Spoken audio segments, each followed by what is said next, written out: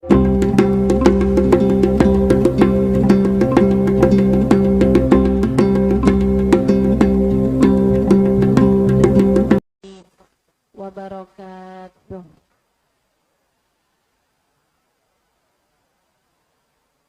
Alhamdulillah. Wassalatu wassalamu ala Rasulillah Muhammad ibn Abdillah wa ala alihi wa sahbihi wa man wala. Subhanaka la ilma lana illa ma 'allamtana innaka antal alimul hakim. Rabbi shrah li sadri wa yassir li amri wahlul 'uqdatan min lisani yafqahu qawli. Amma ba'du. Alhamdulillah, sama-sama kita sayangi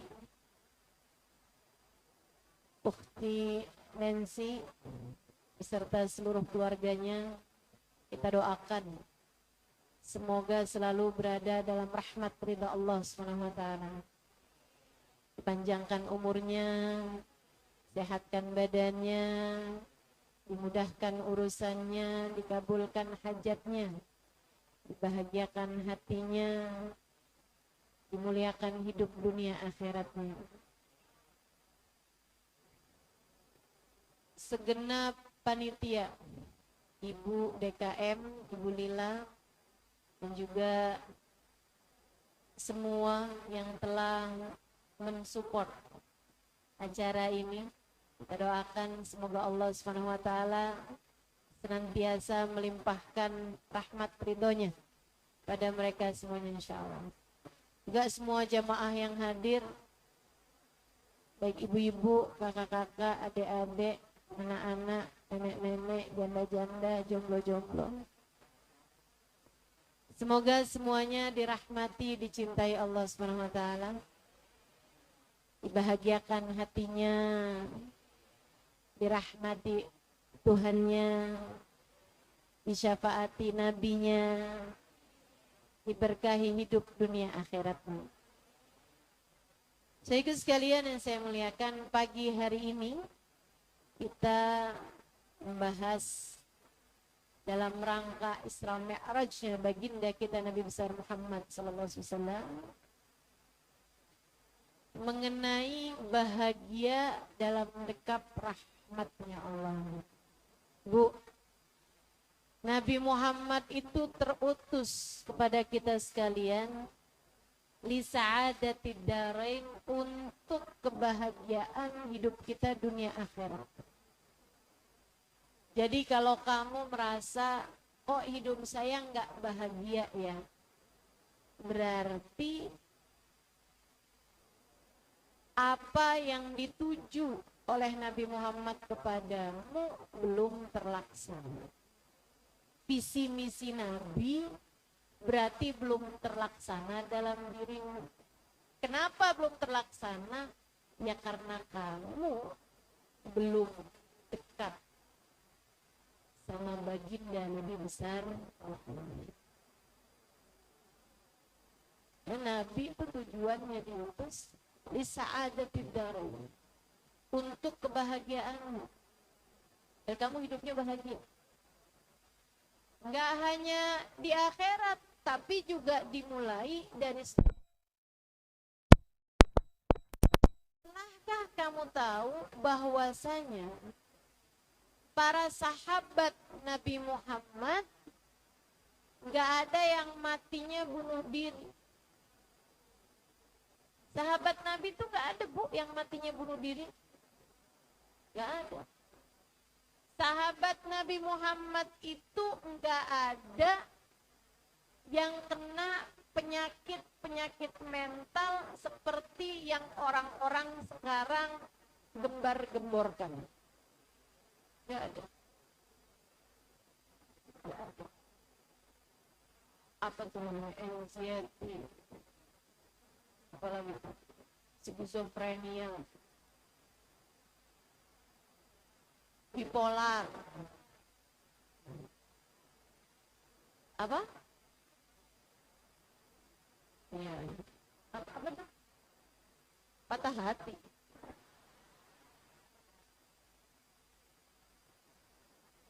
itu teman-teman sekalian? Ya, depresi. Nggak ada.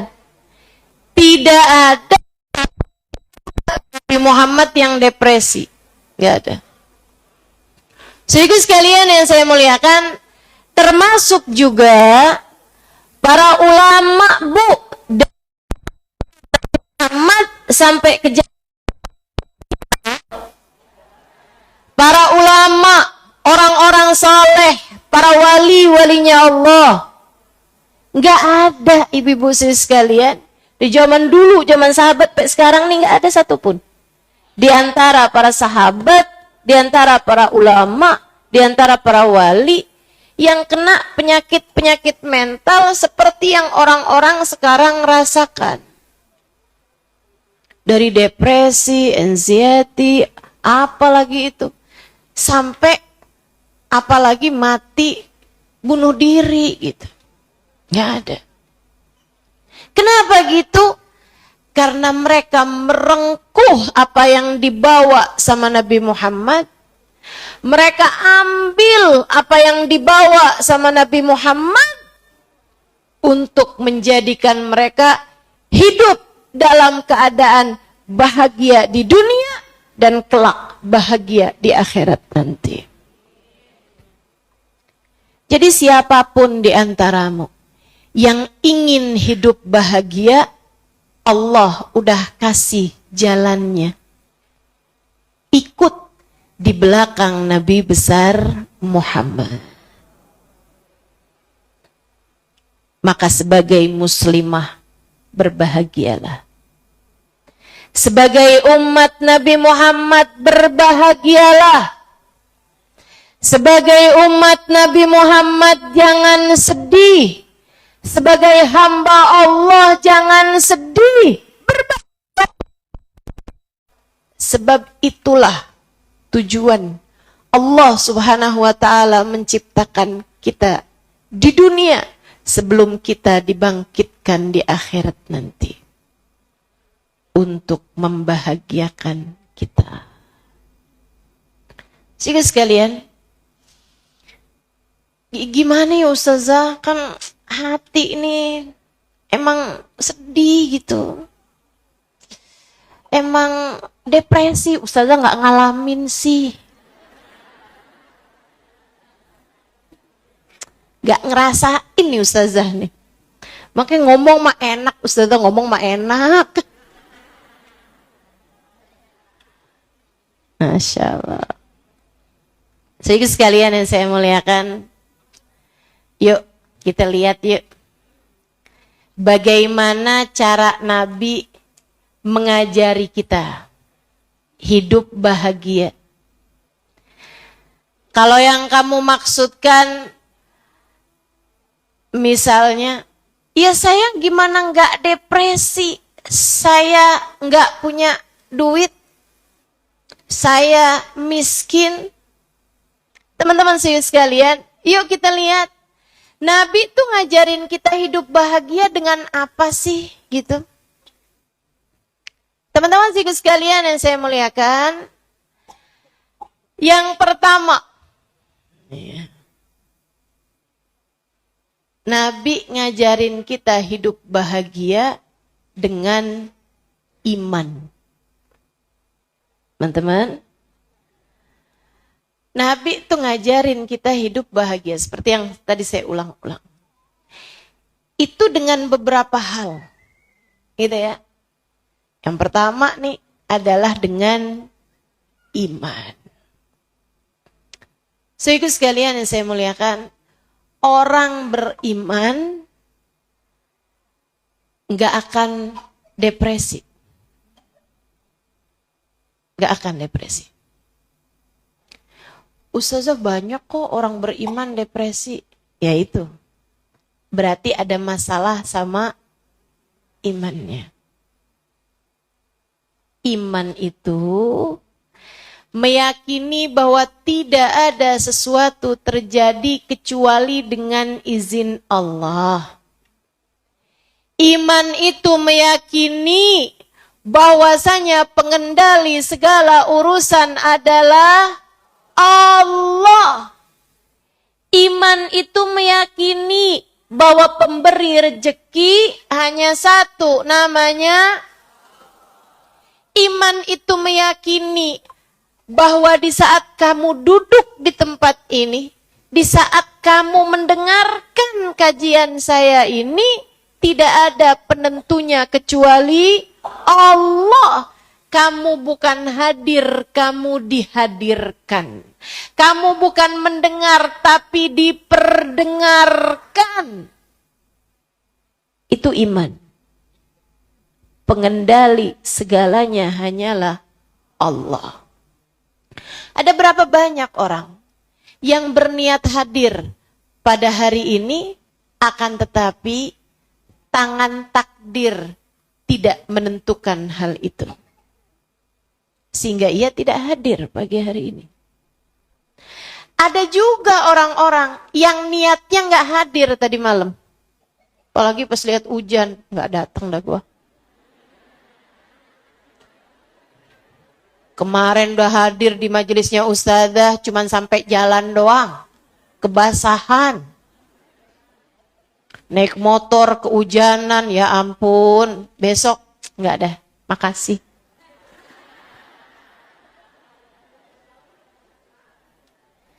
Tapi subhanallah, pagi hari ini faktanya, takdirnya, dia datang di sini. Dia ada di sini. Dia mendengarkan ucapan saya pagi hari ini. Karena memang teman-teman, pengendali segalanya hanyalah Allah. Yang menentukanmu tadi pagi bangun jam berapa? Kamu sholat subuh atau tidak? Kesingangan apa enggak? Habis sholat subuh baca dzikir atau tidak? Semuanya penentunya hanyalah satu, namanya ini iman, teman-teman sekalian. Termasuk iman adalah buat adik-adik nih, kamu nikah apa enggak, nikahnya sama siapa, tanggal berapa, di mana, semuanya udah ada catatannya, Dek. Semuanya sudah ada catatannya. Maka galau gelisahmu tuh untuk apa?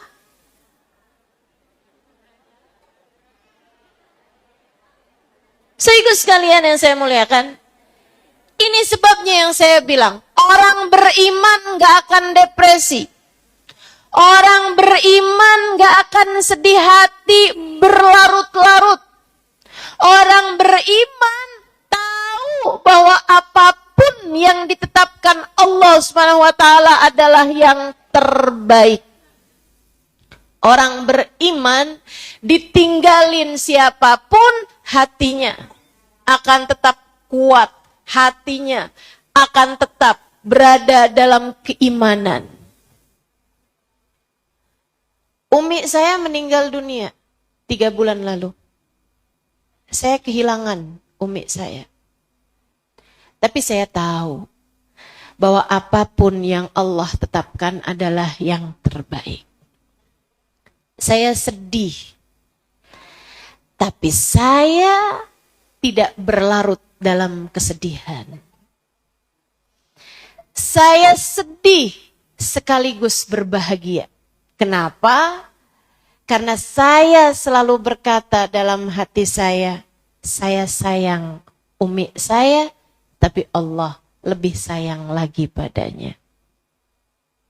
Orang beriman, teman-teman sekalian, iman kita akan selalu menjadi senjata mengalahkan berbagai macam ujian di atas muka bumi ini. Maka bukan dikecilin masalahnya, tapi digedein imannya. Bukan dikecilin masalahnya, tapi digedein imannya. Libatkan Allah dalam semua permasalahanmu. Sebab bersama dengan Allah, masalah yang besar jadi kecil. Bersama Allah, masalah yang rumit jadi sederhana. Akan tetapi saat kamu tidak melibatkan Allah dalam masalahmu, mengandalkan dirimu terhadap masalah-masalahmu, masalah kecil jadi besar, masalah sederhana jadi rumit, bahkan nggak ada masalah jadi ada masalah. Karena kamu lupa kepada Allah, karena kamu tidak melibatkan Allah. Yuk belajar. Belajar punya iman yang besar. Insya. Iman membuatmu ingat bahwasanya pengendali sejati cuma Allah Subhanahu wa taala. Teman-teman sekalian, iman membuatmu ingat bahwasanya pemberi rizki cuma satu. Ada seorang istri punya anak banyak, suaminya ninggalin dia haji tanpa meninggalkan bekal buat keluarga. Ini ada duitnya. Pulang nih dibawa semua hartanya buat pergi haji. Pamit sama istrinya. Istrinya bilang, Bismillah. Dia sebenarnya nggak mampu haji, tapi ada yang bayarin gitu kan ya. Berangkat pergi haji. Terus dia berangkat pergi haji nih. Ini kan berarti nih rumah nih nggak ada yang nafkahin nih. Keluarga nih istri sama anak-anak. Istrinya nggak kerja. Duit buat makan besok hari tuh nggak ada. Ibu-ibu bayangin. Kalau kamu yang dalam posisi itu. Saya nggak tahu. Itu yang berbicara iman. Teman-teman saya sekalian. Yang berbicara iman. Istrinya kemudian didatengin tetangga-tetangganya. Mereka bilang, ya ampun, malang bener nasib kamu. Suami udah cuman bisanya kerja segitu-gitunya. Kerja hari ini buat ngasih makan hari ini. Malah pergi pula dia pergi haji. Kamu ditinggalin gak pakai nafkah. Kamu ditinggalin gak punya apa-apa. Gimana tuh nasib kamu? Dan nasib anak-anak kamu ke depannya. Ini memang selalu ada nih. Tetangga-tetangga yang jadi semacam agensinya setan.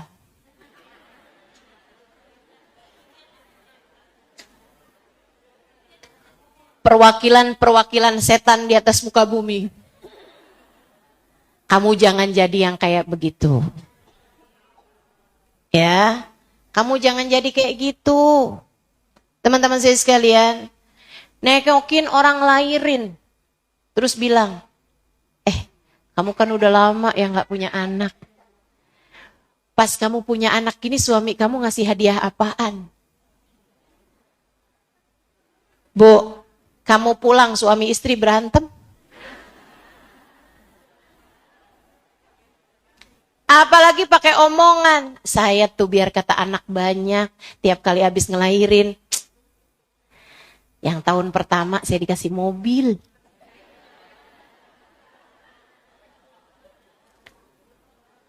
Asli tuh. Kamu pulang suami istri berantem.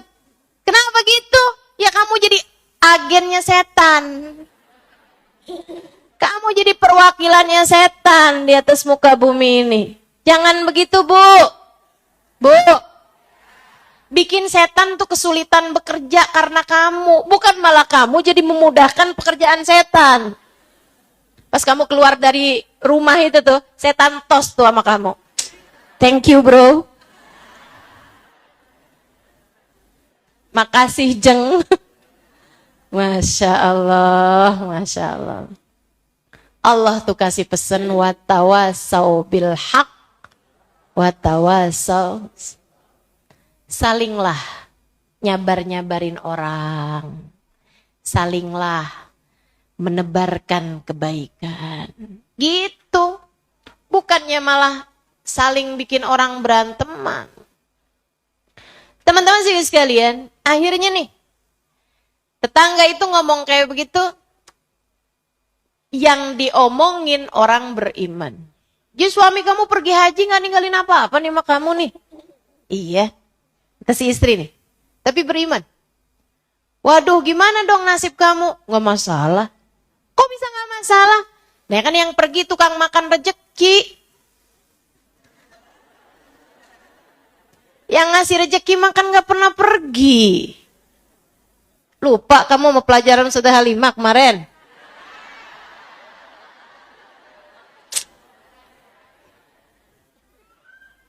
Nikmatnya dir majelis kan begitu.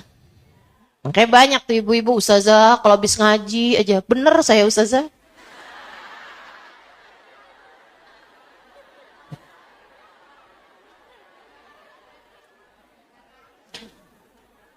Tapi ada waktunya ustazah kayak 2-3 hari aja gitu.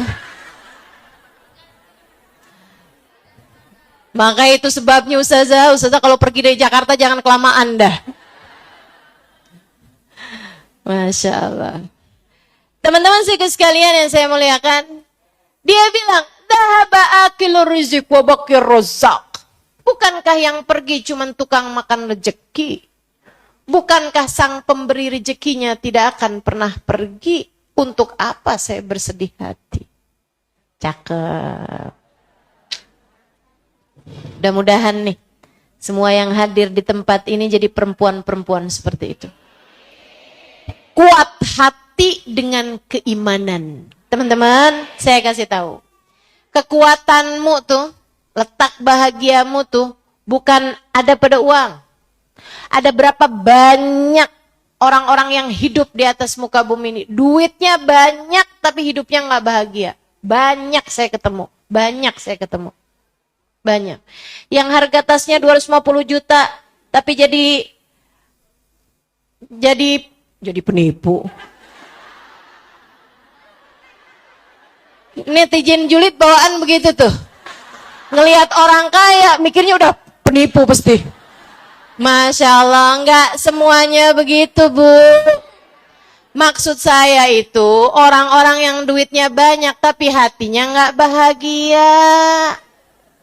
Ada banyak orang-orang yang uangnya itu nominalnya nolnya banyak banget dah. Akan tetapi pelanggan rumah sakit jiwa banyak, teman-teman, banyak. Hatinya nggak bahagia. Karena memang letak bahagia nggak di situ. Meskipun, maaf ya, orang kaya yang bahagia juga banyak. Jangan kamu pikir kalau mau bahagia, nggak apa-apa kita hidup miskin. Nggak gitu juga. Saya lagi mau menekankan bahwa harta bukanlah penyebab bahagia. Enggak. Banyak duit tuh bukan penyebab bahagia, teman-teman. Bukan itu. Makanya ada banyak orang kaya nggak bahagia. Ada banyak juga orang kaya bahagia.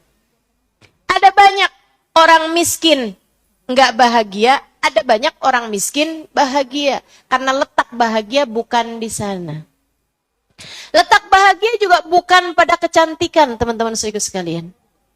Meskipun itu yang kayaknya pengen dijadikan sebagai tagline buat iklan-iklan skincare. Betul nggak? Saya tuh kok liatin TV, jarang-jarang saya nonton TV. Saya kalau lagi ngeliatin iklan tuh, saya suka ngeliatin mau di TV, mau di majalah, mau di platform manapun. Itu kalau yang namanya iklan skincare tuh, pasti aja tuh, dari yang asalnya murung mukanya, ketika masih entah jerawatan, entah kusam, entah apa tuh selalu aja gambarnya tuh murung. Sampai kemudian, betul apa enggak? Kayak sedih, kayak cemberut gitu, kayak pokoknya depresi, penuh permasalahan, galau gitu. Kayaknya tuh yang kayak orang jelek nggak pantas bahagia gitu.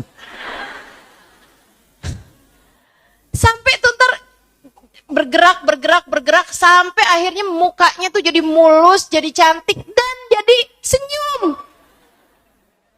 Padahal selama ini yang saya lihat, terutama di majelis-majelis ilmu, senyum tidak terkait dengan seperti apa wajahmu. Betul nggak? Nih yang di depan saya pada senyum nih. Ya Bu ya, kita lupa muka kita kayak gimana. Mau ada jerawat kek, mau lagi kusam kek, mau lagi ada apaan kek di muka. Kan begitu ya?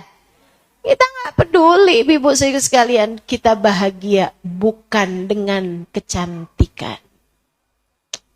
Sebab bukan di sana letak bahagia.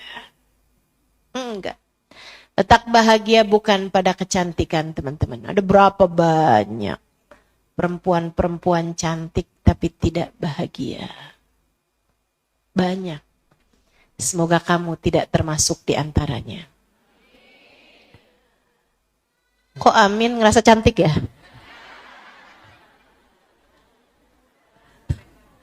Iya betul, kita semua cantik ya Bu ya. Seenggaknya buat anak-anak kita kan. So itu sekalian yang saya muliakan, Ustazah kok nggak bilang seenggaknya buat suami kita? Belum tentu. Tapi kalau buat anak tuh ngelihat ibu selalu cantik. Kalau anaknya cinta sama ibunya. Itu yang saya harapkan. Semoga semuanya jadi perempuan-perempuan cantik sekurangnya buat anaknya. Teman-teman sekalian, jadi letak bahagia nggak di situ gitu. Nggak pada uang, nggak pada kecantikan, apalagi kepada jabatan, popularitas, dan lain sebagainya. Nggak di sana. Nggak di sana. Nggak di sana. Bahkan tidak pada sehat, teman-teman. Nggak pada sehat. Ada berapa banyak orang sakit dan tetap berbahagia? Ada dulu sahabat Nabi namanya Husain bin Hadir. Ya. Ada sahabat Nabi Muhammad alaihissalam. Teman-teman saya sekalian, beliau itu sakit lama, nggak bisa ngapa-ngapain. Satu hari datengin sama Nabi Muhammad. Terus Nabi Muhammad bilang gini, maukah kamu aku doakan agar kamu diberi kesembuhan, tapi kamu kehilangan kemuliaan, kehilangan karomah yang telah Allah berikan selama ini. Dia bilang, gak usah wahai Rasulullah. Gak usah saya didoain biar sembuh. Biarkan saja saya mendapatkan kemuliaan seperti yang sekarang ini. Ternyata kemuliaannya adalah setiap datang waktu sholat, malaikat Jibril mengimaminya. Gimana itu? Insya Allah. Jadi yang namanya kebahagiaan, teman-teman saya sekalian, bukan juga pada kesehatan badan. Ada berapa banyak orang sehat nggak bahagia? Ada berapa banyak juga orang sakit hatinya tetap bahagia. Masalahnya bukan sama itu kok. Bukan sama itu. Bukan sama harta, bukan sama rupa, bukan sama tahta, bukan sama. Atau misalnya gitu, teman-teman sekalian, ada orang yang menyangka bahwa kalau saya nikah, suami saya cinta, saya akan bahagia. Begitu kan? Dia kirain kebahagiaan itu ada pada dicintai oleh suami.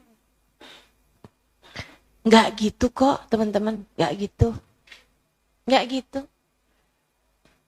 Bukan itu letak bahagia. Enggak, saudariku sekalian, enggak. Tenang aja. Kamu kalau berpikir bahwa selagi suami saya cinta pada saya akan bahagia. Kamu tersiksa pada saat seperti itu. Sebab kamu akan jadi orang yang curiga aja. Nih HP suami saya isinya apa nih?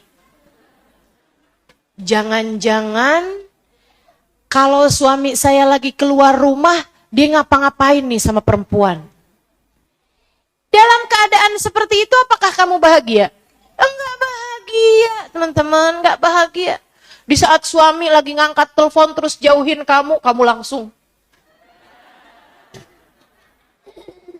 Bahagia di mananya kayak begitu?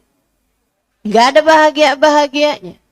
Bahagia letaknya bukan pada itu semua. Bukan pada itu semua. Bahagia itu nomor satu letaknya ada pada iman. Selagi kamu beriman kepada Allah Subhanahu wa taala, kamu mengingat Allah dalam segala keadaan, selagi kamu adalah seseorang yang hidup bersama dengan Allah Subhanahu wa ta'ala, hatimu akan bahagia dalam segala keadaan. Bu, saya tinggal 4,5 tahun di kota Tarim, Hadramaut, Yaman. Dan saya menjumpai orang-orang yang hidupnya bahagia. Ternyata bukan nama kamu aja, Nen. Mic-nya. Iya, nggak apa-apa. Jadi sekalian, kita akan selalu berbahagia dengan mic seperti apapun suaranya.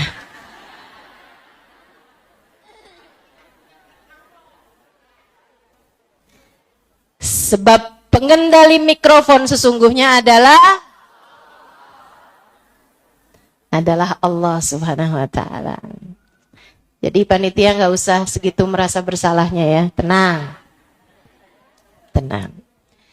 Teman-teman saya ikut sekalian yang saya muliakan. Nih. Allah.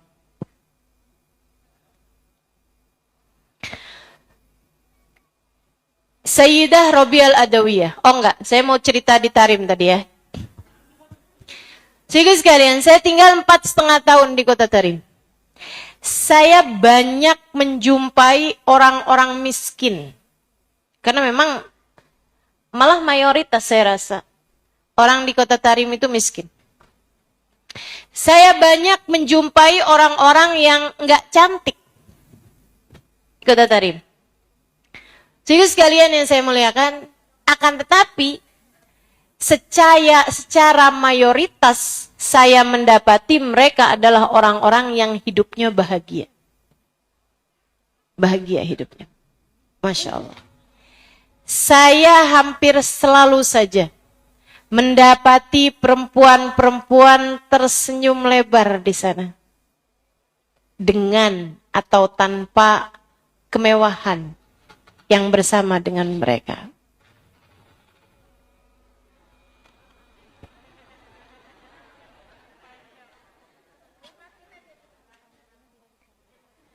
Teman-teman saudaraku sekalian yang saya muliakan, di antaranya ada tuh yang saya ceritain di buku Bidadari Bumi. Hamba-hamba tercinta di sisi Allah Subhanahu wa taala. Hubabah Zahra, ibunda dari guru kami, Habib Umar bin Hafid, Hubabah Zahra Al-Haddar. Itu teman-teman saya sekalian, selalu saja saya dapati wajahnya tersenyum.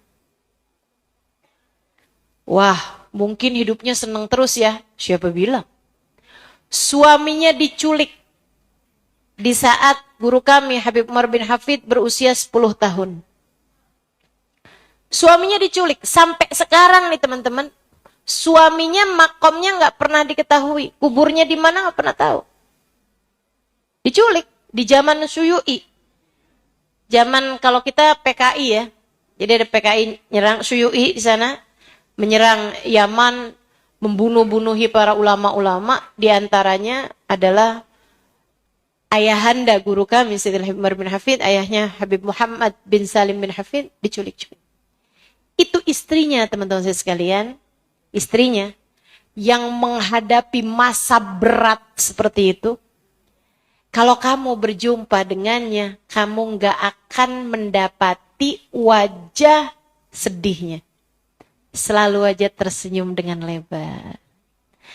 Saya tuh sampai setiap kali ketemu sama beliau merasa bahwa dunia ini sedang baik-baik saja.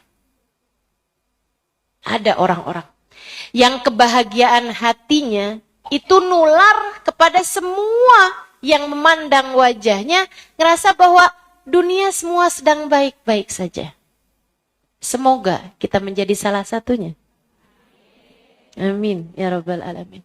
Baba Zahra tuh kayak gitu. Bu, jangan sampai kamu jadi orang kebalikannya. Orang lagi baik-baik aja ngelihat muka kamu jadi sumpek.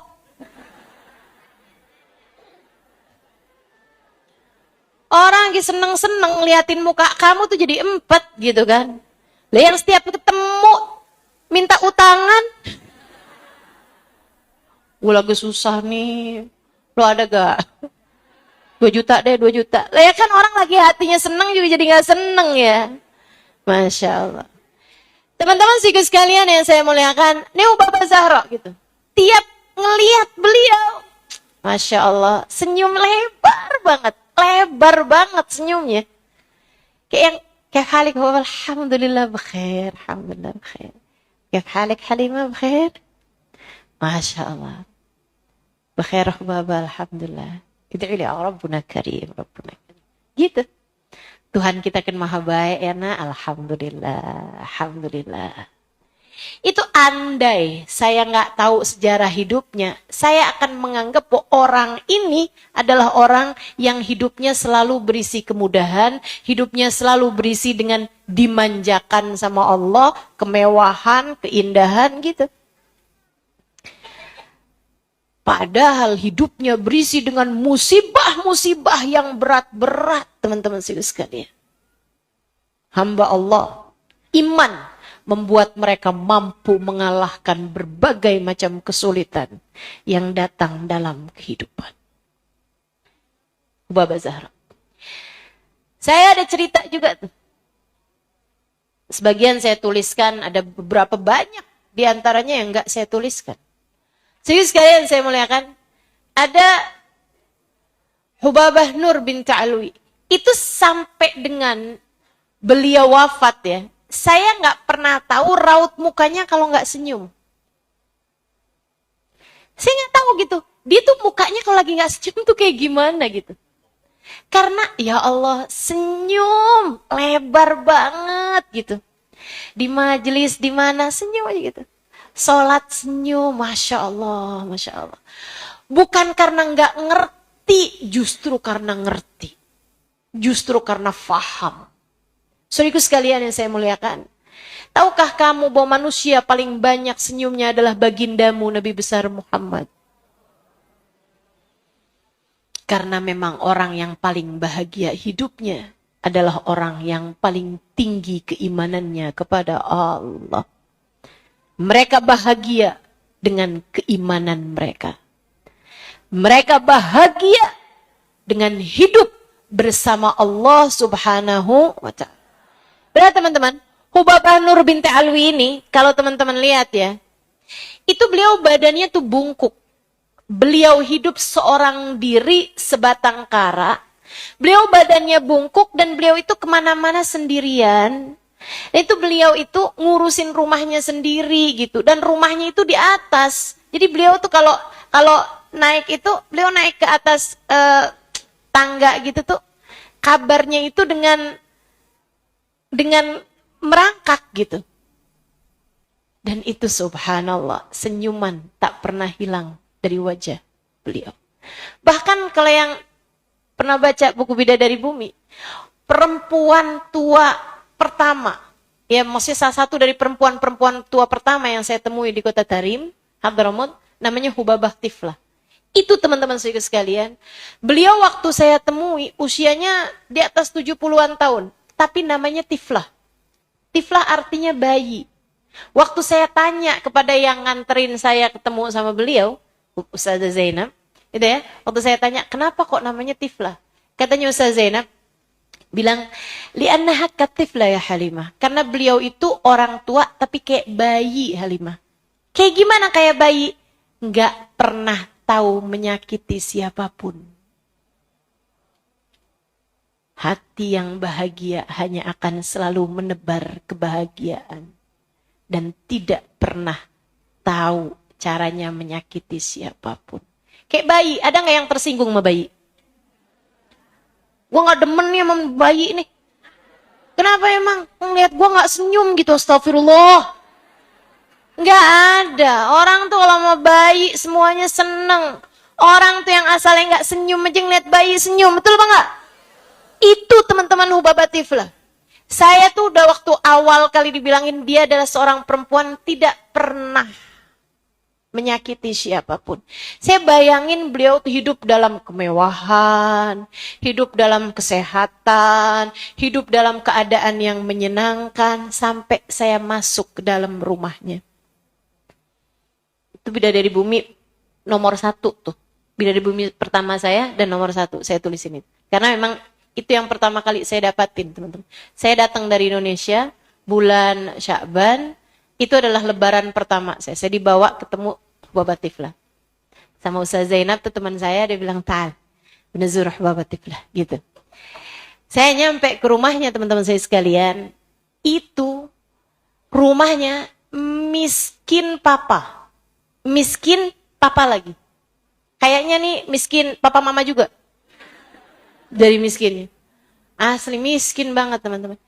Saya masuk dalam rumahnya, itu tuh temboknya aja nggak dilabur. Temboknya itu nggak dipakein, nggak di semen gitu.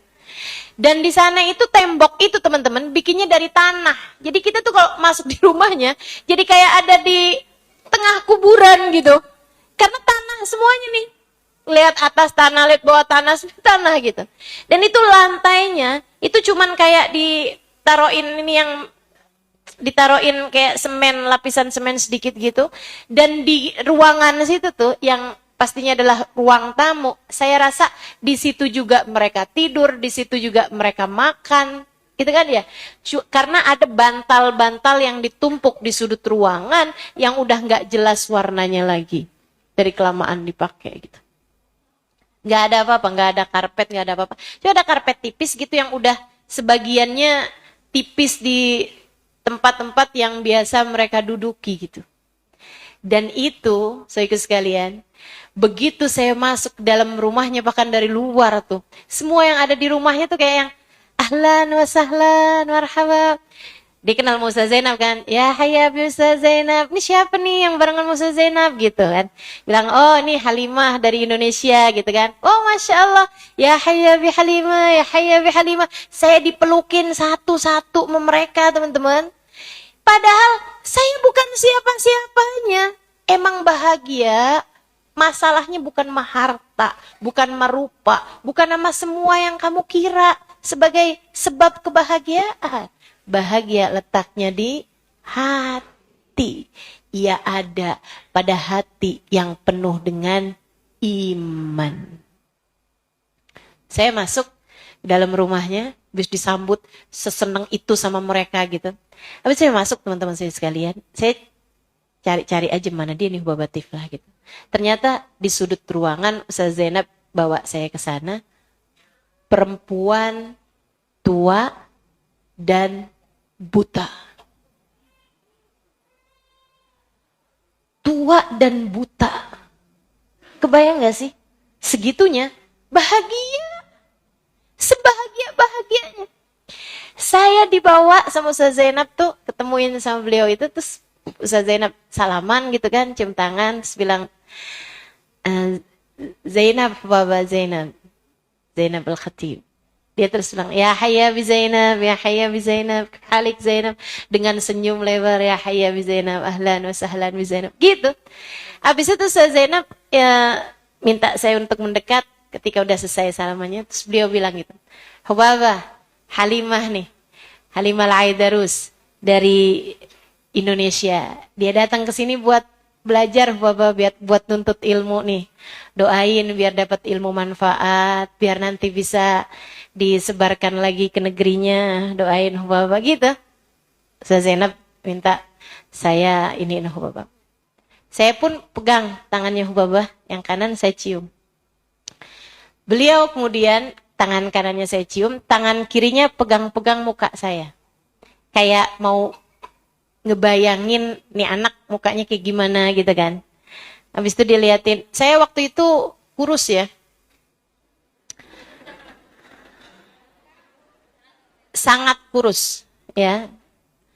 Teman-teman sih sekalian, dia terus pegangin gitu. Kayaknya mulai kelihatan, oh ini pesek. Kayak udah bisa ngebayangin gitu. Oh, orang Arab kan hidungnya mancung-mancung. Udah itu. Dia sambil bayang-bayangin gitu. Terus tangannya itu yang sebelah kiri itu turun. Turun gitu kan ke leher saya gitu. Terus abis itu beliau berhentikan di dada saya. Saat itulah beliau kemudian berdoa. Abisnya diginin. Abisnya beliau bilang, ya hayya bi Halimah, ya hayya bi Halimah. Ya hayya bi Halimah, ahlan wa sahlan bi Halimah. Gitu. Habis itu beliau taruhin tangannya tuh di dada saya. Terus beliau mulai doa. Allah, la ya'adzibik halimah, Allah la ya'adzibik. Allah ma ya'adzibik halimah. Allah ma ya'adzibik binti. Habis itu beliau doa, satu doa itu aja diulang-ulang. Semoga Allah tidak pernah menyengsarakanmu, nak. Semoga Allah tidak pernah menyengsarakan. Semoga Allah tak akan pernah menyengsarakanmu, nak. Ya Allah, jangan pernah sengsarakan anak ini, ya Allah. Dunia akhiratnya, ya Allah, jangan pernah sengsarakan dia, ya Allah. Jangan pernah susahkan hidupnya, ya Allah. Jangan pernah sengsarakan hidupnya, ya Allah. Ya Allah, jangan pernah sengsarakan hidupnya. Dia doa, teman-teman, enggak berhenti satu doa itu aja. Di doa dari yang nadanya itu yang Allahumma ya'adzibis binti, semoga Allah tidak akan pernah menyusahkanmu, nak, enggak pernah menyusahkanmu. Sampai dia doanya tuh, ya Allah jangan pernah susahkan dia, ya Allah jangan pernah susahkan, ya Allah jangan pernah susahkan. Sampai dia nangis, teman-teman saya sekalian. Sampai dia nangis. Saya yang asalnya dengerin kayak yang amin, amin, amin. Lama-lama, amin. Lama-lama saya nangis di situ, teman-teman saya sekalian. Saya tuh yang saya pikirin, saya bahkan tidak pernah mendoakan untuk diri saya sendiri doa seperti itu dengan linangan air mata, dengan tangisan. Untuk kemudian ada seseorang yang saya nggak pernah kenal sebelumnya bisa mendoakan saya bahkan dengan air matanya, dengan tangisannya, teman-teman saudaraku sekalian, minta kepada Allah agar Allah tidak pernah menyengsarakan hidup saya. Saya nangis, gak tahu berapa lama nangis saya di situ. Terisak-isak, saya nangis di lantai rumah Hubabah Tifla. Saat itu saya tahu bahwasanya doa merupakan hadiah terindah yang bisa diberikan seseorang. Dan saya ngerasa waktu itu, padahal paginya tuh saya ngerasa itu adalah lebaran paling malang dalam kehidupan saya. Karena itu kali pertama saya lebaran jauh dari orang tua, jauh dari opor, nastar, ketupat gitu ya. Akan tetapi ketika hari itu saya sudah mendapatkan doanya Hubabah, saya ngerasa bahwa itu adalah lebaran paling bahagia dalam kehidupan saya. Sehingga sekalian, sekali lagi, bahagia tidak ada pada rupamu. Bahagia bukan terdapat pada hartamu. Bahagia tidak ada pada kesehatan ragamu. Bahagia bukan terdapat pada tahta popularitas. Bahkan bahagia tidak terdapat pada cinta manusia. Gak ada. Bahagia ada pada iman. Iman yang membuat hati manusia bahagia. Bahwasanya kita hidup bersama dengan Allah. Bahwasanya semua urusan ada pada kendali Allah. Bu, ingetin ucapan saya ini. Dengerin dengan baik. Ini saya temukan sesudah saya belajar panjang, teman-teman saya sekalian. Saya kalau lagi sedih, saya kalau lagi merasa susah hati, saya kalau lagi merasa galau, gelisah gitu, saya ingat-ingat. Ternyata saat itu saya sedang lagi mikirin diri saya. Ternyata yang saya pikirin adalah saya, nafsi, diri saya. Saya lagi takut, saya lagi apa tuh ketika saya mikirin diri saya. Dan saya akan bisa switch, jadiin bahagia perasaan hati saya ketika saya sudah mengingat Allah. Jadi kalau saya lagi susah-susah, saya balikin aja ke diri saya. Kamu lagi mulain egois nih. Mulain mikirin diri kamu sih, makanya kamu susah. Yuk kita mikirin Allah. Saya mulai ingat Allah. Saya mulai ingat nikmat yang telah Allah berikan pada saya. Saya mulai mengingat betapa sangat indahnya Allah mengatur hidup saya.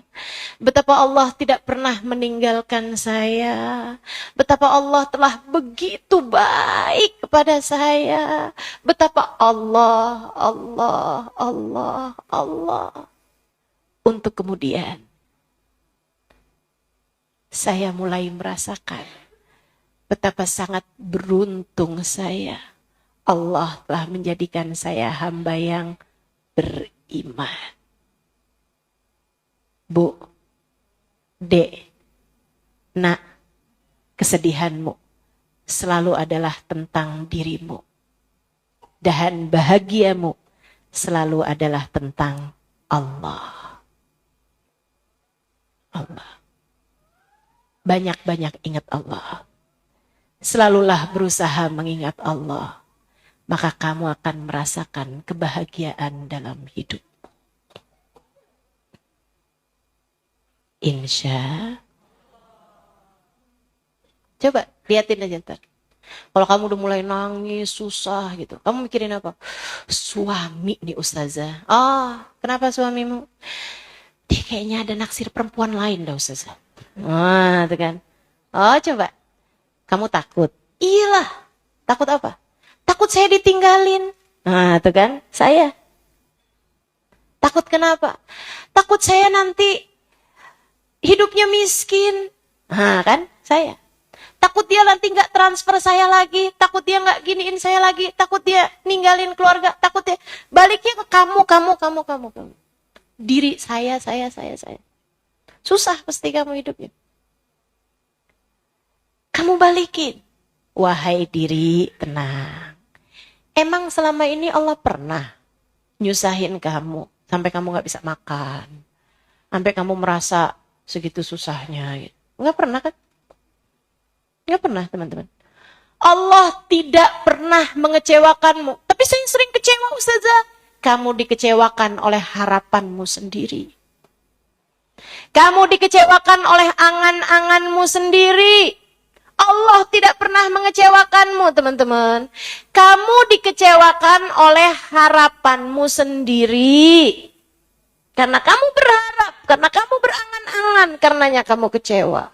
Andai kamu serahkan dan kamu tahu bahwa apapun yang Allah tetapkan adalah yang terbaik, maka kamu tidak akan pernah kecewa. Kamu gak akan pernah susah. Mari belajar beriman, teman-teman sekalian. Mari belajar beriman. Untuk melihat bahwasanya tidak ada orang lain, semua manusia adalah hamba-hamba Allah. Untuk melihat tidak ada tempat asing, semua tempat adalah milik Allah. Untuk melihat tidak ada kejadian-kejadian yang menakutkan, sebab semua kejadian ada dalam kendali Allah. Hidupmu akan bahagia, teman-teman. Hidupmu akan bahagia dalam dekap rahmat-Nya jika kamu selalu menghadirkan Allah dalam hatimu. Insya. Itu satu. Ya. Ada berapa Ustazah? 3 aja dah. Teman-teman sekalian, yang kedua. Kamu bahagia dalam taat. Kamu bahagia dalam taat. Enggak kok Ustazah, saya bahagia juga ketika saya lagi ngomongin orang. Saya bahagia juga kalau saya lagi ngomel-ngomel. Enggak, bukan bahagia itu namanya. Itu seneng. Seneng beda sama bahagia. Saudara sekalian, anak kecil nyari seneng, orang dewasa. Anak kecil nyari senang, orang dewasa nyari tenang. Tenang hati salah satu dari bentuk kebahagiaan. Ya kan? Teman-teman sekalian, anak-anak muda yang lagi ada di diskotik, jejingkrakan. Gitu kan? Lagi gitu dah. Joget-joget gitu kan. Lagi apa namanya itu? Hah? Dugem, ya, dugem. Dunia gemerlap. Mereka senang apa enggak? Senang. Mereka bahagia apa enggak? Ada banyak di antara mereka yang ketika saya nulis gini nih. Saya pernah bikin video, entah di kapan hari itu ya, di Ramadan beberapa tahun lalu. Saya bilang, Ada banyak orang-orang tuh yang ketika mereka sedang tenggelam dalam kemaksiatan, mabok, barengan sama temen-temennya, joget, begini, begitu, yaitu dugem tadi itu ya, di diskotik misalnya gitu. Sehingga sekalian, dia ngerasa bahagia banget. Ngerasa, bukan bahagia, seneng banget. Sampai akhirnya mereka pulang ke rumahnya. Saat itulah dia ngerasa betapa sia-sianya hidupnya. Dia ngerasa betapa galaunya hatinya, betapa sedihnya, betapa terpuruknya hidupnya. Bahkan ada di antara mereka yang kemudian di lantai, berbaring di lantai, di rumahnya yang ada AC, ada tempat tidur yang sangat mewah. Dia berbaring di lantai, dia nangis. Dan dia pikir, kok saya sedih ya? Saya depresi, saya susah, saya stres. Oh, ini mungkin karena saya jauh dari teman-teman saya. Besok atau beberapa malam lagi saya akan dugem lagi, saya akan barengan sama teman-teman saya lagi dan saya senang.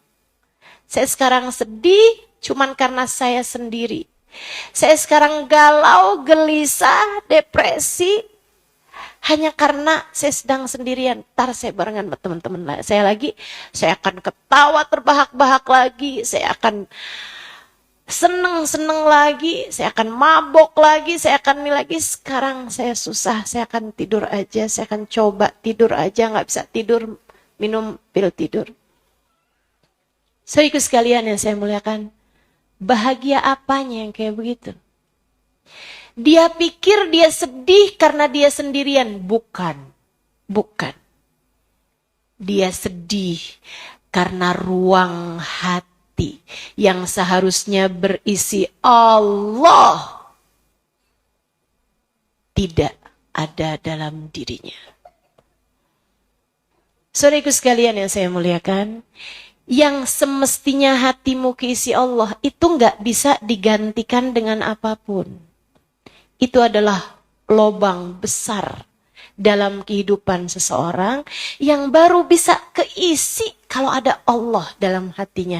Itu sebabnya kenapa kamu maunya susah-susah hadir di majelis taklim. Kenapa kamu mau desek-desekan nggak apa-apa. Kenapa kamu maunya datang dari habis subuh. Padahal tahu ustadzahnya baru datang jam 9 pagi. Tahu kok kamu itu, tahu. Emang di jadwalnya juga jam 8, suruh siapa datang jam 6. Tapi kamu mau kayak begitu. Kenapa gitu?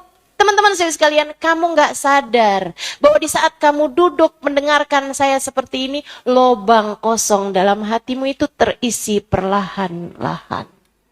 Dengan apa Ustazah? Dengan rahmatnya Allah. Kamu nggak sadar. Saya kasih tahu sekarang. Itu sebabnya. Orang lihat kamu, lebay banget sih Ustazah Halimah. Biasa aja, keles. Orang lihatnya nih orang kenapa dah? Ampun.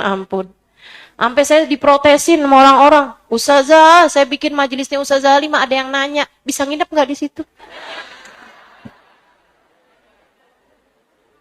Insyaallah. Jadi sekalian yang saya muliakan, bahagia itu letaknya ada pada iman yang pertama, kemudian ada pada taat yang kedua. Tidak ada pada dosa. Dosa hanya menjanjikan kamu senang, tapi bukan tenang. Dosa hanya menjadikan kamu sukacita sebentar. Sukacita, gembira sebentar. Akan tetapi bukan bahagia. Ia hanya menjanjikanmu gembira, tapi bukan bahagia. Bahagia letaknya ada pada taat pada Allah SWT. Adik-adik, yang orang pikir pacaran bahagia. Enggak ada, Dek. Enggak. Pacaran menjanjikanmu gembira, Saat kamu bersama dengan pacarmu. Pacaran itu yang terjadi, ini saya kasih tahu. Pacaran itu yang terjadi saat kamu bersama dengan yang bukan mahram kamu gitu ya, berdua-duaan gitu kan. Teman-teman sekalian, yang terjadi di saat seorang pacaran adalah, ini Allah yang cerita nih, nggak mungkin salah. Zayyana syaitanu lahum a'malahum, setan menghias-hiasi keadaan mereka. Makanya sampai ada orang bisa-bisanya loh pacaran di kuburan. Kurang absurd apa teman-teman? Dulu-dulunya dia sebelum pacaran kalau lewat kuburan lari. Takutan. Lah ini bisa-bisanya loh pacaran di kuburan. Apa nggak takut ada tangan narik dari bawah? Apa nggak takut ditontonin tuh gitu? Serem banget kan kalau dipikir pakai akal sehat. Lah kok bisa-bisanya gitu tempat segitu menyeramkannya jadi tempat kamu pacaran. Teman-teman saudara sekalian, kenapa bisa kayak begitu? Zayyana syaitanu lahum a'malahum. Setan menghias-hiasi keadaan-keadaan mereka. Yang serem jadi kayak bagus gitu. Pacarnya tuh jeleknya minta ampun.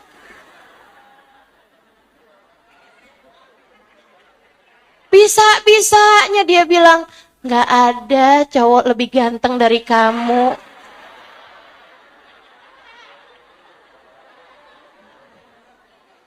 Coba deh dengerin orang pacaran, mau muntah kamu. Benar, Masya Allah. Saya liatin dari tadi malam kenapa gelap banget. Ternyata semua bintangnya udah pindah ke mata kamu.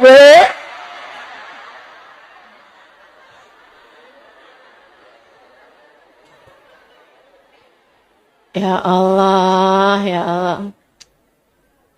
Sikus sekalian yang saya muliakan, itu ngejanjiin seneng saat barengan sama setan itu. Seneng doang, bukan tenang. Gelisah setengah mati habisannya. Gelisah setengah mati habisannya. Waduh, begitu dia sendirian, dia curiga aja. Ini jangan-jangan pacar saya baru WhatsApp nih 5 menit doang gak dijawab-jawab. Waduh, pikiran udah kemana-mana. Halo? Iya. Ini yang jawab iya kok emak-emak ya? Masih ingat masa-masa kamu pacaran apa gimana nih?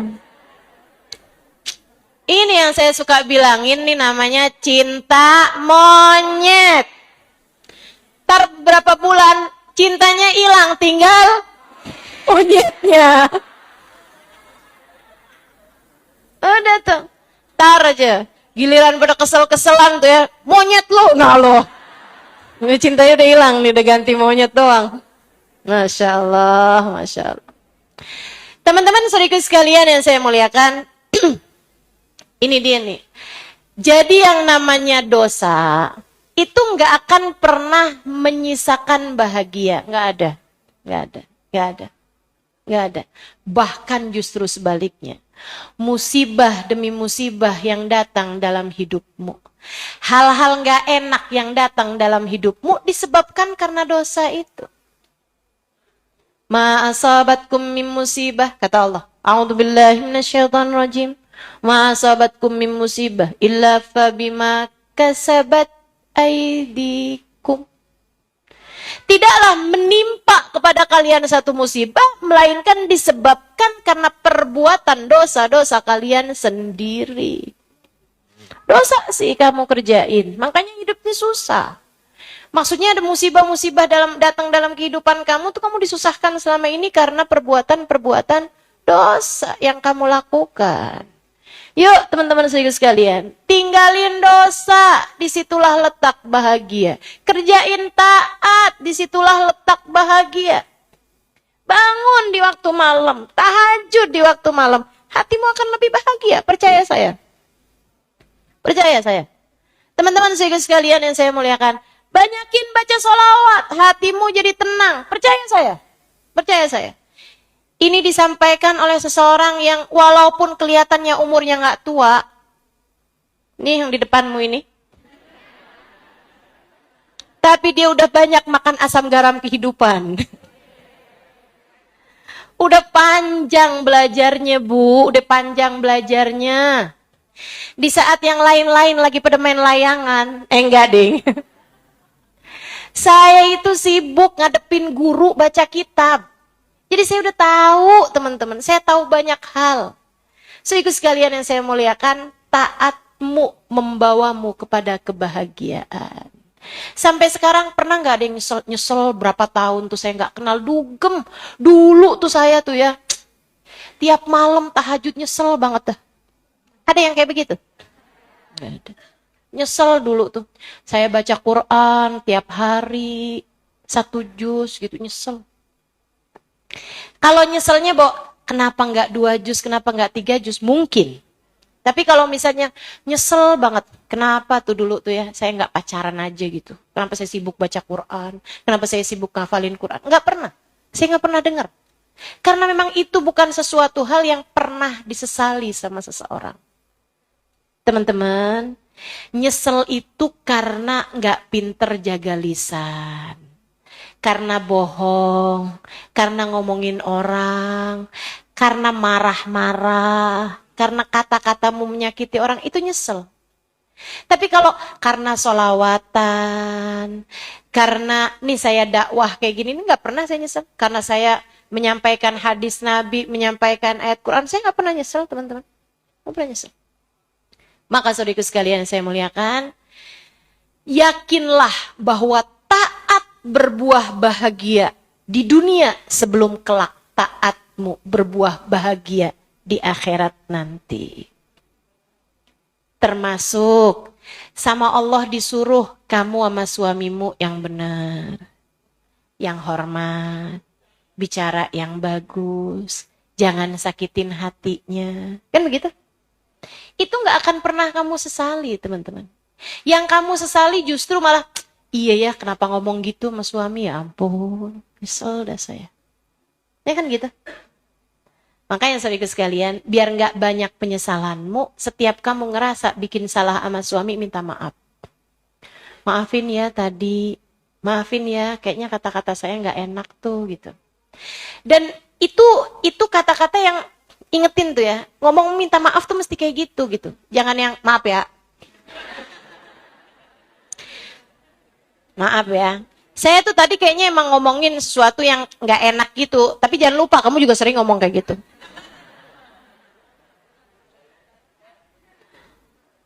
Nyeselnya nanggung gitu ya. Minta maafnya nanggung. Teman-teman saya sekalian, saya muliakan sama anak-anak gitu kan. Sayangin, diperintah kita kerjain. Itu taat. Pokoknya yang namanya taat tuh pasti akan berbuah kebahagiaan, teman-teman. Dan yang namanya dosa pasti akan berbuah penyesalan demi penyesalan. Dunia sebelum kelak di akhirat nanti. Ini kita belum bahas akhirat, gimana urusan akhirat. Akhirat tuh udah pasti, akhirat udah pasti. Dunia aja itu udah kayak gitu. Nah yang terakhir teman-teman saya sekalian, berbahagialah kamu. Karena kamu punya Sayyiduna Muhammad. Berbahagialah kamu. Karena kita dalam kehidupan dikaruniai Nabi seindah-indah Nabi. Ini menurut saya sebab kebahagiaan paling tinggi nih. Ya, bahagia tuh 3 hal ini nih udah nih. Udah mentok tuh udah. Ada banyak hal-hal yang lain, tapi semuanya kayak cabang-cabang dari ketiga hal ini. Kamu bahagia karena kamu punya la ilaha illallah. Kamu bahagia karena kamu punya taat pada Allah Subhanahu wa taala, dan kamu bahagia karena kamu punya Muhammad Rasul. Udah, nggak ada lagi yang bisa bikin kamu sedih. Teman-teman, karena bahkan sebelum kamu ada di atas muka bumi ini, ada seseorang yang setiap malam selalu mendoakanmu dalam malam-malam hidupnya di atas muka bumi ini. Tiap malam. Habisnya beliau ibadah, sholat panjang. Beliau mengangkat tangannya, ya Allah, ampunilah umatku. umatku. Ya Allah, sayangilah umatku dengan linangan air matanya. Bahkan sebelum kita ada di atas muka bumi ini, keadaan kita sudah didului oleh tengadah tangan baginda kita Nabi besar Muhammad.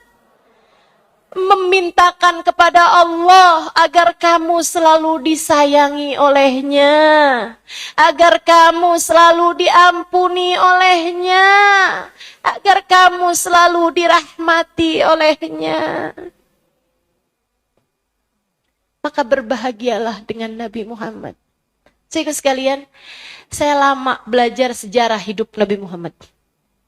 Saya tuh suka mikir gitu, ya Allah, dulu saya suka mikir, Allah nih gak sayang apa ya sama Nabi Muhammad. Kesian banget gitu.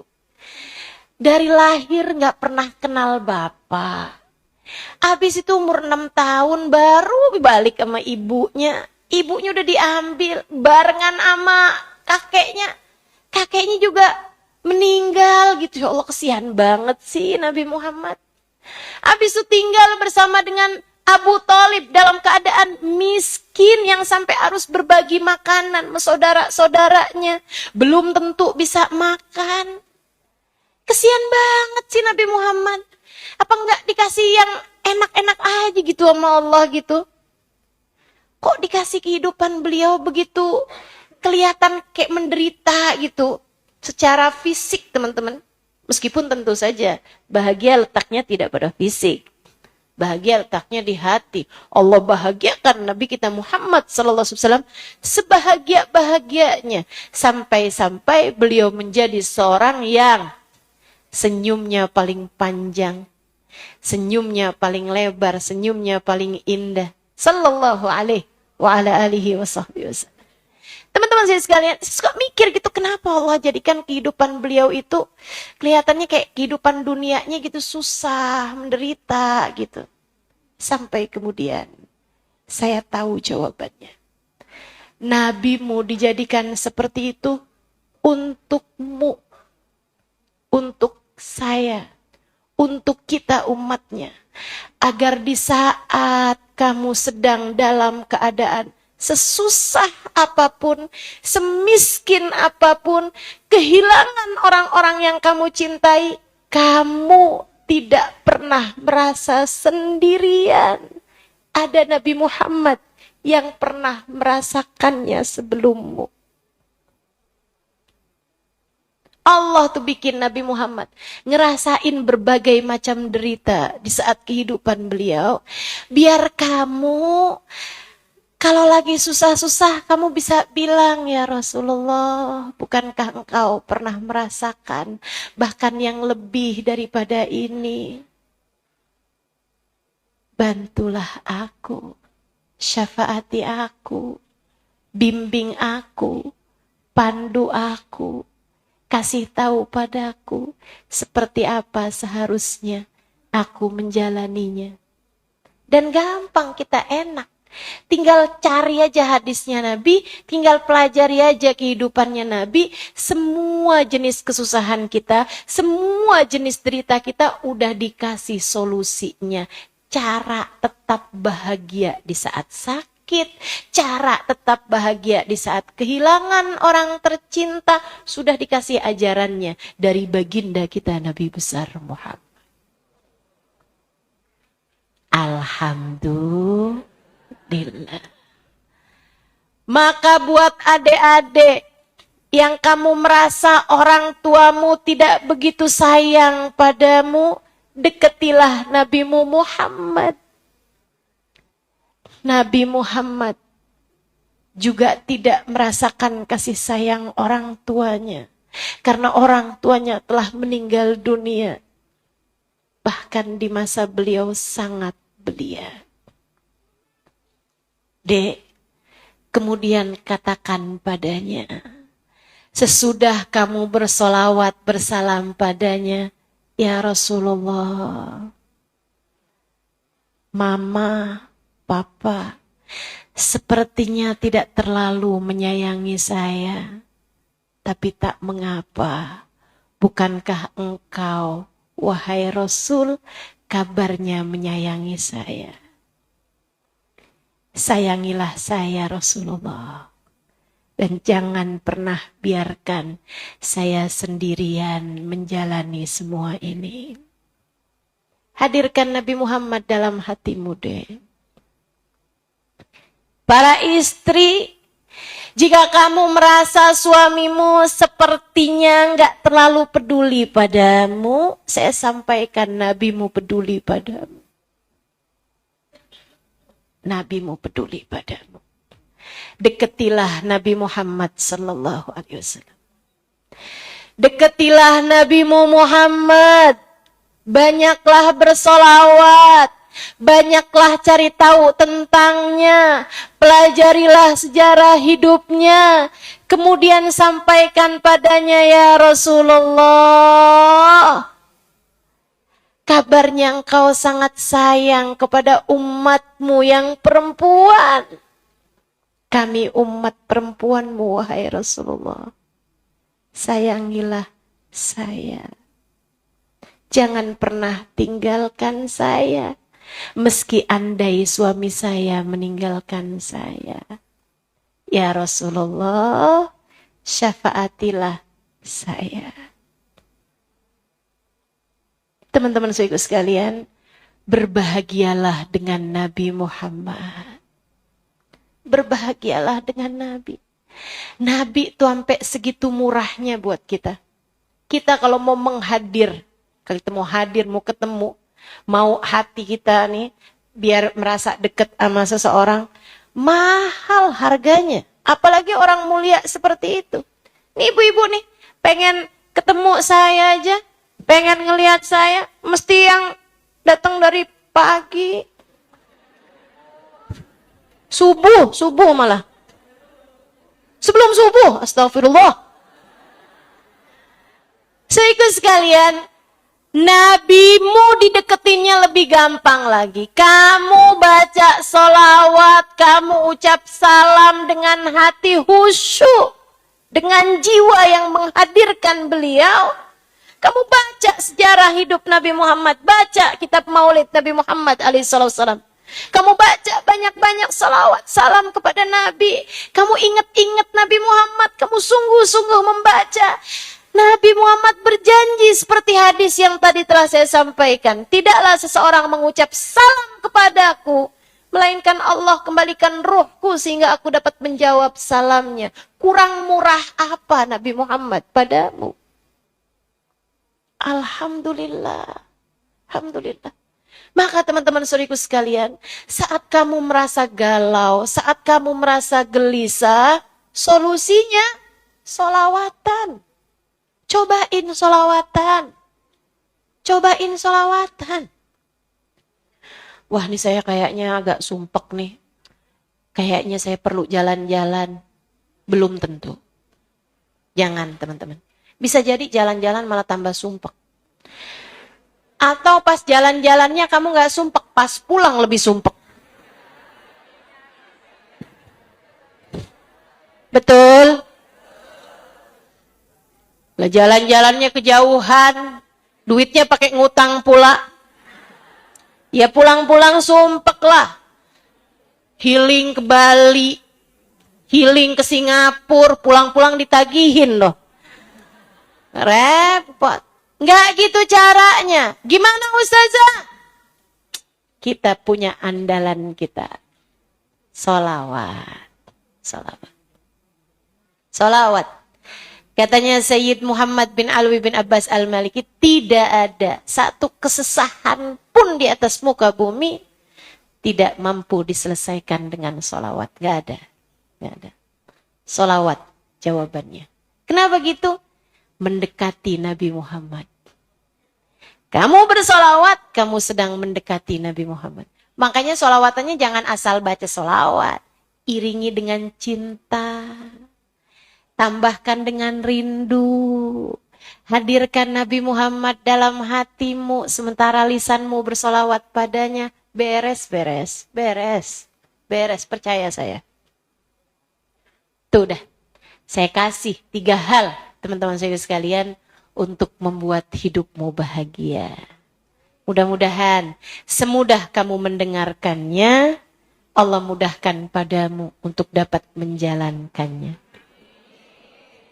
Semudah kita mempelajarinya pada hari ini, Allah mudahkan kita juga untuk dapat mengamalkannya dalam kehidupan. Menempuh jalan ini sampai mati insya Allah. Tidak akan hati kita kemana-mana lagi sesudah hari ini insya Allah. Selain menuju Allah lewat jalan taat padanya, mengikuti jalannya baginda Nabi besar Muhammad sallallahu alaihi wa ala alihi wa sahbihi wasallam. Sebab kita tahu bahagia terletak pada 1, keimanan, 2, ketaatan, dan 3, pada cinta baginda Nabi besar Muhammad sallallahu alaihi wa ala alihi wa sahbihi wasallam. Allahumma rabbana zalamna anfusana wa illam taghfir lana wa tarhamna lanakunanna minal khasirin. Rabbana atina fid dunya hasanah fil akhirati hasanah wa qina adzabannar. Allahumma ya man wafaqa ahlil khair lil khair wa antahum alaih وفقنا للخير وإن عليه برحمتك يا أرحم الراحمين بجودك يا أجود الأجودين إنه ولي ذلك والقادر عليه. Kita baca suratul Fatihah untuk segenap hajat-hajat kita semua. Semoga Allah SWT berkenan untuk mengijabah hajat-hajat kita. Yang sakit-sakit biar pada sehat semuanya insyaAllah. Yang sedang ada kesulitan, mudah-mudahan Allah berikan padanya kemudahan. Yang hatinya sedang galau, gelisah, mudah-mudahan Allah SWT hibur hatinya. Allah bahagiakan hatinya. Sebagaimana Allah telah membahagiakan hati hamba-hamba tercinta di sisinya. Kita minta kepada Allah SWT pandangan rahmat, dekap kasih sayang Allah SWT kepada kita sekalian insya Allah. Kita taati Allah. Kita taati Allah dalam jalan-jalannya, kita taati Allah. Dalam urusan kita dengan hamba-hambanya, kita menjadi hati yang tidak pandai menyakiti siapapun. Minta pada Allah SWT, Allah sehatkan badan kita, sehatkan pikiran kita, Allah sehatkan hati kita. Kita minta pada Allah SWT ampunan darinya, kita minta kasih sayangnya, kita minta husnul khatimah, bahagia dan mulia hidup dunia dan akhirat. Ala hadhihi niyah bikun niyatin salihah jami'ah syamilah لحضرة النبي محمد صلى الله عليه وسلم. الفاتحة. أعوذ بالله من الشيطان الرجيم. الرحمن الرحيم مالك يوم الدين إياك نعبد وإياك نستعين اهدنا الصراط المستقيم صراط الذين أنعمت عليهم غير المغضوب عليهم ولا الضالين آمين. ربنا